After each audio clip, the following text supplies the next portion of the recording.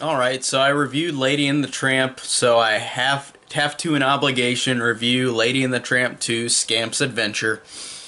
This is a direct-to-video Disney sequel, of course, like many direct-to-video Disney sequels, but this is one of my absolute least favorite direct-to-video Disney sequels, because none of the Disney sequels are there are a couple that have some good things about them, and there's a couple I genuinely love, but for the most part they're either just forgettable or bland or bad, and this one just falls into the really boring and really forgettable pile, because this, like a lot of the direct-to-video Disney sequels, have it to where the kid of the protagonist from the first movie does the same thing that they did in the last movie again, but it's just the kid this time.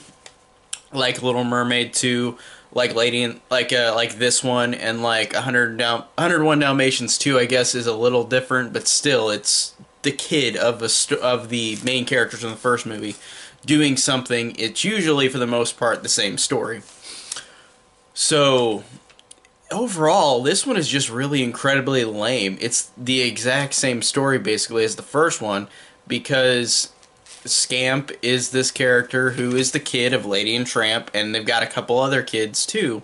But Scamp is the main character of this movie, where he wants to go outside and be a wild dog like his dad was. But he doesn't know his dad was.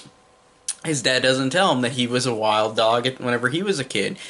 Scamp just thinks that he's been a home dog his whole life. But in the first movie, of course, he was a street dog, and him and Lady met and fell in love, and then they were all together. In this one, Scamp just doesn't understand. He's like, I want to be a wild dog. I want to be what you weren't, to his dad, even though he was. And his dad, for some reason, doesn't tell him. Like, Tramp doesn't tell Scamp that at all throughout the movie until the end. But Scamp, of course, meets a street dog named Angel, and they fall in love. Alyssa Milano plays Angel. I guess that's important. And there's some actresses or actors that come into these direct-to-video sequels that are there. Like Jennifer Love Hewitt was in Hunchback 2, funny enough. But it's like they don't have much to work with, so Alyssa Milano in this is just forgettable, because everything is forgettable. It's not her fault. It's just, this is a very forgettable kids sequel. One positive I can give this, though, is that the animation is actually really solid. It's not as good as the first movie, of course. This was not made on on a theatrical budget, but it looks totally serviceable and totally fine. Like Return to Neverland, which I just reviewed as well, it looks fine. Like, it looks serviceable for this movie and for this type of movie, this direct-to-video sequel. So it's fine enough in terms of the animation. That's the biggest positive I can give this. Now, the music in this is so lame, and I kept complaining about all the recent Disney sequels I've been watching, like Return to Neverland, Cinderella 2, where they have these awful pop songs, and this one doesn't have the pop songs.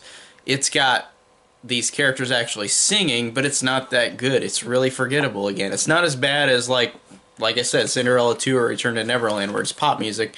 This is just them characters singing, but it's not good. It's just pretty bad. And it feels like it was obviously rushed, musically, because they, in most Disney movies, they have the cliche of the character going, I want to do this, I want to go out and do this, but this one just feels like it's it's more ham-fisted in there, instead of trying to be its own identity in terms of the music. The music fits with the movie, really generic and lame, so that's really all I could say about this. It really doesn't do anything for me, this sequel. It's definitely one of my least favorite sequels overall. I thought it really suffered from just being so bland and so obviously a cash-in, what it's trying to be, that it's worthless to me. Like, it's a worthless sequel. Like, I don't ever want to watch this again. The only reason I rewatch it is because I had wanted to review all the Disney movies, and this, of course, is a Disney movie, technically. So, yeah, that's it for Lady and the Tramp 2, Scamp's Adventure. So, yeah, this was a rough one to sit through. It's only like an hour and 10 minutes. It was rough. So, that's it on Lady and the Tramp 2. Tell me down below what you think of Lady and the Tramp 2, and thank you guys so much for watching.